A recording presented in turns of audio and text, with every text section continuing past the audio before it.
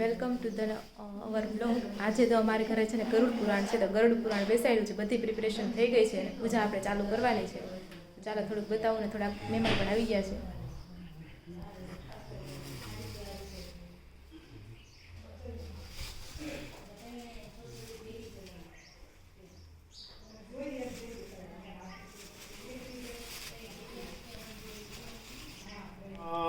દેવની જય, પિતૃનારાયણ દેવની જય, સ્વામિનારાયણ દેવની જય, સદગુરુ દેવની જય, સત્ય સનાતન ધર્મની જય. ઓમ નમઃ પાર્વતે પતયે હર હર મહાદેવ. સ્વસ્તિ ભાલતિલકમ. ઓમ સ્વસ્તિ ન ઇન્દ્રો વૃધર્ધવા, સ્વસ્તિ ન ભોગા વિશ્વવેદા, સ્વસ્તિ નસ્તારક્ષો અરિષ્ઠનેમિ, સ્વસ્તિ નો બૃહસ્પતિર્દધાતો ભદ્રં કર્ણેભિः શૃણુયામ દેવા, ભદ્રં પશ્યેમાક્ષપ્રિયજત્રા, સ્થિરે રંગે તુષ્ટવા પુરસ્તનો દિવ્યર્ષે વહિ દેવહિતન જદાયુઃ. જમણા હાથમાં જળ લેવાનું અને પી જવાનું છે. ઓમ કેશવાય નમઃ સ્વાહા, સવાર પીવાનું. ઓમ નારાયણાય નમઃ સ્વાહા, ઓમ માધવાય નમઃ સ્વાહા. વાટકામાં ધોઈ નાખવાનું. ગોવિંદાય નમઃ ઇતિ મંત્રેણ હસ્તં પ્રક્ષાલ્ય.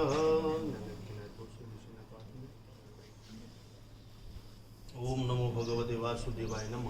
મનની અંદર આંખો બંધ કરી 11 વાર બોલી જવાનું.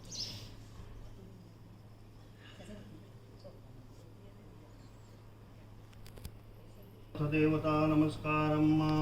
જમણા હાથમાં પુષ્પ ચોખા પકડી રાખવાના. નમઃ શબ્દ હમણાં ત્યાં માતાનો આવીને પગે લાગતું જવાનું. સૌપ્રથમ ભગવાન વિષ્ણુ પરમાત્માનું સ્મરણ કરવાનું. વિષ્ણુ ભગવાનને વંદન કરી દેવાના. પરબ્રહ્મ વિષ્ણવે નમઃ.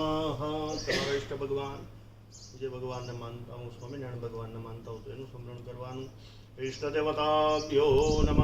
કુલદેવીને વંદન કરવાના. કુલદેવતાભ્યો નમઃ. સ્થાનની અંદર પિતૃને વંદન કરવાના. સ્થાન દેવતા. આમ તો જોઉં તો ગરુડ પુરાણ એટલે 19,000 શ્લોકનો ગ્રંથ બનેલો છે. ભાગવતની અંદર 18,000 શ્લોક છે અને આની અંદર 19,000 શ્લોક છે. ભાગવત કરતાં પણ આ મોટું છે. પણ એ ગરુડ પુરાણમાંથી 16 અધ્યાયની કથા અલગ કાઢવામાં આવી અને એ 16 અધ્યાયની કથા જે જીવાત્મા મૃત્યુ પામ્યા હોય એની પાછળ જો કરવામાં આવે તો જીવાત્માની સદગતિ થાય, સાથે સાથે કથા સાંભળનારનું કલ્યાણ થાય અને કથા વાંચનારને જ્ઞાનની પ્રાપ્તિ થાય. આ ત્રણનું કલ્યાણ થાય. એક જીવ નિમિત્ત બને એમાં કેટલા જીવોને પુણ્ય મળે છે. એક જીવ નિમિત્ત થાય. આજે કાશીમાં નિમિત્ત બન્યા, એની પાછળ ઘણા જીવનું કલ્યાણ થાય. હા, એક જીવ નિમિત્ત થાય અને દરેકનું કલ્યાણ થાય. તો ગરુડ પુરાણ એ મોટો મહાન ગ્રંથ છે. એની અંદર એટલું બધું ગૂઢ રહસ્ય ભરેલું છે, એટલું બધું જ્ઞાન ભરેલું છે. જો પૂર્ણ ગરુડ પુરાણ સાંભળવામાં આવે 19,000 શ્લોકનું, તો માણસ કોઈ દિવસ જીવનમાં પાપ ન કરે, કોઈ દિવસ પાપ ન કરે. આવું આ ગ્રંથ બનેલો છે. અને એક એવી કથા છે કે માણસના મૃત્યુ પાછળ વાંચવામાં આવે, પછી આદિ દિવસે આ કથા વંચાતી નથી. એવો આ ગ્રંથ છે. તો એ આ ગરુડ પુરાણની અંદર એવી કઈ વાત છે કે જે સાંભળવાથી માણસનું મૃત્યુ મંગલ બની જાય? તો સૌ પ્રથમ તો આ ગરુડ પુરાણની અંદર યમલોકનું વર્ણન છે કે યમલોક કેવો છે, જીવાત્મા માતાના પેટની અંદર કેવી રીતે મોટો થાય, પછી અહીંયા આવીને કેવું કર્મ કરે છે, અને કર્મ કર્યા પછી માણસ જો સત્કર્મ કરે તો ભગવાન સુધી પહોંચી જાય, અને જો અકર્મ કરે તો એને એ પ્રમાણે નરકકુંડની પ્રાપ્તિ થાય છે. એવું આ વર્ણન છે એની અંદર. એટલા માટે ગરુડ પુરાણ સાંભળવાથી માણસ છે ને જો અકર્મ કરતો હોય તો સત્કર્મ કરવા મળે. આવી આ તાકાત આ ગરુડ પુરાણમાં છે. તો આજે પહેલો અધ્યાય, પહેલા અધ્યાયની અંદર સૌ પ્રથમ મંગલાચરણ આવે છે. હા, જેનું આચરણ શુદ્ધ હોય ને, જેનું આચરણ મંગલ હોય ને, એ ભગવાન સુધી પહોંચે. આ ચરણથી આ ચરણ સુધી પહોંચો એનું નામ મંગલાચરણ. સૌ પ્રથમ મંગલાચરણ આવે. મંગલાચરણની અંદર એ વાત આવે છે કે જે મધુસૂદન નામના પરમાત્મા રૂપે વૃક્ષ છે, ભગવાન એક વૃક્ષ રૂપે ઉભેલા છે. પછી એના મૂળ કયા છે? તો કે ધર્મ રૂપી અનેક મૂળિયા છે એના, વેદ રૂપી એનું થડ છે, કરોડો રૂપી ડાળીઓ છે, અને ડાળીઓની અંદર યજ્ઞ રૂપી પુષ્પ આવે છે. અને એ પુષ્પ કોને મળે છે? કે જેને સત્કર્મ કર્યા હોય એ જીવાત્માને મોક્ષ રૂપી ફળની પ્રાપ્તિ થાય. તો પ્રભુના નિવાસ રૂપી નૈમિષારણ્યના જંગલની અંદર શૌનક મુનિના અધ્યક્ષ પદે ઋષિઓએ સ્વર્ગ પ્રાપ્તિ માટે યજ્ઞ કર્યો હતો. હા, એકવાર એવું થાય છે કે દરેક ઋષિમુનિઓ સ્વર્ગ કેવી રીતે મળે એ માટે થઈને નૈમિષારણ્યના જંગલની અંદર બેસીને યજ્ઞ કરતા હતા. અને માં બધા ઋષિઓ વતી એક ઋષિએ સૂતજીને પ્રશ્ન કર્યો. કેવો પ્રશ્ન કર્યો? કે મહામુનિ, હે સૂતમુનિ, તમે અમને દેવ માર્ગ પ્રાપ્તિ માટેના માર્ગ બતાવ્યા, ભગવાન કેવી રીતે મળે એ માર્ગ બતાવ્યો, પરંતુ અમોને ભયંકર યમપુરીની વિગત જાણવાની ઈચ્છા થઈ છે. દેવ માર્ગની તો વાત તમે કરી, પણ હવે ભયંકર યમ માર્ગ બતાવો, એ અમને જાણવાની ઈચ્છા છે. પાપી મનુષ્યને યમલોકમાં શું શું દુઃખ પડે છે, યમ માર્ગનું અમને વર્ણન કરો. ત્યારે સૂતજી કહે છે કે ઋષિમુનિઓ, યમ માર્ગની કથા ભગવાન વિષ્ણુએ ગરુડજીને કહી હતી, તે આપ સમક્ષ રજૂ કરું. એકવાર વૈકુંઠ લોકમાં ભગવાન વિષ્ણુને ગરુડજીએ પ્રશ્ન કર્યો, હે પ્રભુ, તમે મને ભક્તિ માર્ગનું વર્ણન કીધું, હવે અતિ ભયંકર યમલોકનું વર્ણન મને કહો. ભગવાન વિષ્ણુ બોલ્યા કે હે ગરુડ, જે માર્ગથી પાપી માણસો અને જીવોને પસાર થવું પડે છે ને તેની હકીકત સાંભળવાથી પણ કંપી જવાય છે. ખાલી એની હકીકત સાંભળો ને તો માણસ ધ્રુજી જાય, એવી આ વાત છે. કારણ કે જેઓએ અનેક પ્રકારના પાપ કર્યા હોય, પર ધન લીધેલું હોય, પર સ્ત્રી, પર સંપત્તિની લાલસા રાખી હોય, તે અપવિત્ર ઘોર નરકની અંદર જાય છે. હા, બીજાનું ધન પડાવી લીધું હોય, બીજાની સંપત્તિ લઈ લીધી હોય, એ ઘોર નરકની અંદર જાય.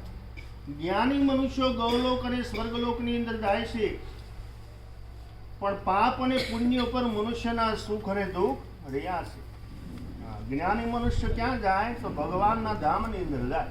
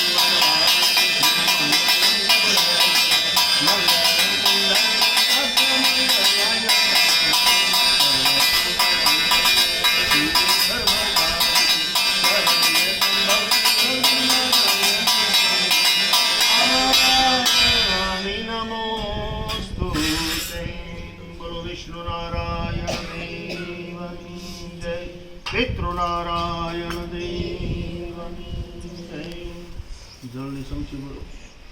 આરતી પ્રત્યે પ્રદક્ષિણા કરો. ઓમ યાની કાની ચ પાપાની ચ નમાંતરકૃતાની તાની સર્વાણી નશ્યંતુ પ્રદક્ષિણાયામ પ્રતિ ડાબાથમાં થાળી લઈ લો. જમણા હાથે બેઠા બેઠા આરતી આપો ભગવાનને પિતૃઓને બેઠા બેઠા ત્યાંથી આપી દો. હસ્તયો દેવાર વિવંદનમ દેવાર વિવંદનમ દેવાર વિવંદનમ ચારે દિશામાં આપી દો. ચતુર્દિશાયામ આરાત્મિકમ સમર્પયામિ.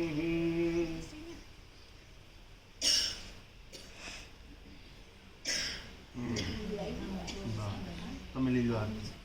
સ્વાત્મ કલ્યાણાત્મા વિવંદનમ લઈ લો. આત્માર વિવંદનમ. હાલો તમે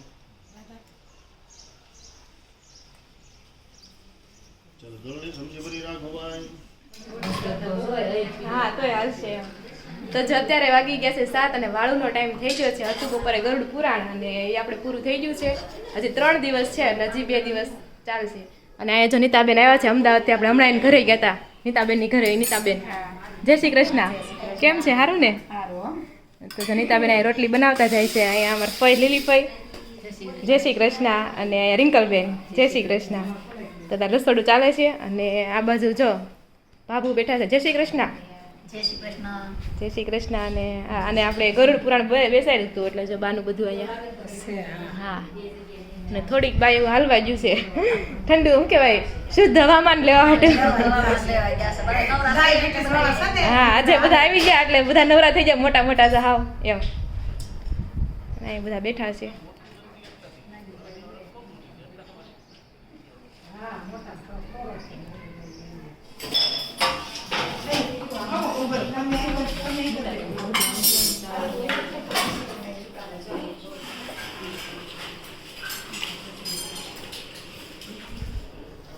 તો જો વાળું કરવા માટે આપણે બેસી ગયા છે.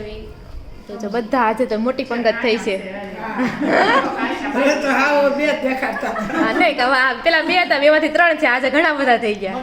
મોટું કુટુંબ થઈ ગયું. હા અને આજે આશા ભાભી પણ આવી ગયા છે. કેમ છે આશા ભાભી? અને આજે જનિતાબેન આવ્યા છે. આમ તો આજે બધા આવ્યા જ છે કા? હા આજે જ આવ્યા છે. હા આ મોટા ફઈ અને આ નાના ફઈ અને આ ભાભુ. ભાભુ ઘણી વાર વિડીયોમાં આવે છે એટલે ભાભુને ઓળખ. હા અને અહીંયા વિલાસ કાકી. વિલાસ કાકી ગીત સારા ગાય છે પણ એને વિડીયોમાં આવું ગમતું નથી. ઉતારું છું ને. હા તો ચાલો વાળું કરવા. જીશ્યા તો જો રાખો.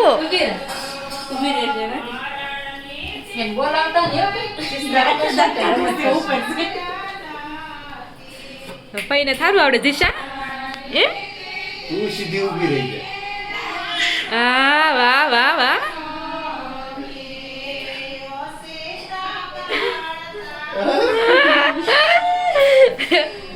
આમ ઊભી રહે હે? એમ કેમ જીશા? એવું કેમ? આ તો હવામાં ઊભી રહી છે કા? એ ફોન આમ જોવે જો. તારે આપણે બ્લોગર બનવાનું છે. Mini blogger.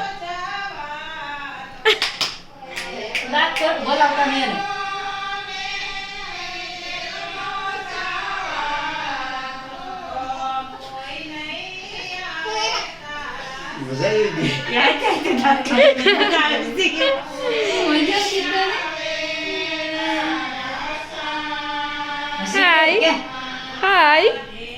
કેટલી કાયદી છે?